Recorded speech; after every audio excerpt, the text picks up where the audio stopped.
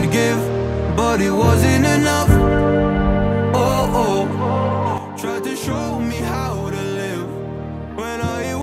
আসসালামু আলাইকুম, সবাই কেমন আছেন? আশা করি আল্লাহর রহমতে অনেক ভালো আছেন। সো অনেক দিন পরে একটা ভিডিও নিয়ে আসলাম আপনাদের মাঝে। সো আজকে স্পেশালি যারা আমাকে কমেন্ট করে বাংলাদেশ থেকে অ্যান্ড সৌদি, দুবাই, বাহরাইন থেকে অনেকে আমাকে কমেন্ট করে ওয়েল্ডিংয়ের কাজ জানে, দুবাই বা সৌদি যে দেশে থাকে না কেন বলে যে আমার সৌদির ড্রাইভিং লাইসেন্স আছে, দুবাইয়ের আমার ড্রাইভিং লাইসেন্স আছে, তারপরে ওয়েল্ডিং জানি, ওয়েল্ডিংয়ের সম্পূর্ণ ওয়েল্ডিংয়ের সার্টিফিকেট আছে, কিন্তু ওনারা কখনও সিঙ্গাপুর আসে নাই।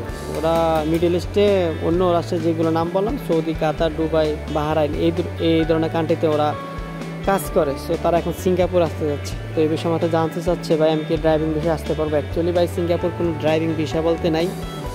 হয়তো কোম্পানি আপনাকে একটা লোক লাগবে ড্রাইভার, তো হিসাবে একটা আইপি কোম্পানি একটা আইপি লাগাইতে পারে, ডিউটি কটাতে কয়টা বা অনেক বেসিক কত এরকম নিয়ে একটা কোম্পানি ড্রাইভিং করে আপনাকে আইপি করে নিয়ে আসতে পারে। তবে সর্বপ্রথম যেটা করতে হবে, আপনার সিঙ্গাপুরে আসতে হলে অবশ্যই স্কেল করে আসতে হবে। স্কেল ছাড়া তো আপনি আসতে পারবেন না।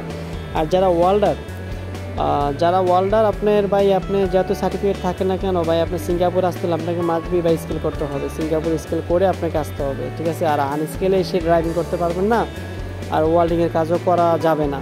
সো আপনি সিঙ্গাপুর আসতে হলে স্কেল করে আসতে হবে। হ্যাঁ, তবে ওয়েল্ডিংয়ের কাজ সিঙ্গাপুর প্রচুর চাহিদা ভাই, 12 টাকা ইনকাম করতে পারবেন ইনশাল্লাহ। যদি ভালো একটা কোম্পানিতে আসতে পারেন, আপনি লাখ টাকার উপরে কামাইতে পারবেন, সেটা কোনো সন্দেহ নেই। আর ড্রাইভিংয়ের বিষয়টা হচ্ছে কি ভাই, সিঙ্গাপুরে সে আপনার ড্রাইভিং লাইসেন্স করতে হবে, ঠিক আছে? সো এটাও অনেক টাকার কারবার। সো আসলে বুঝতে পারবেন। তো ভালো থাকেন।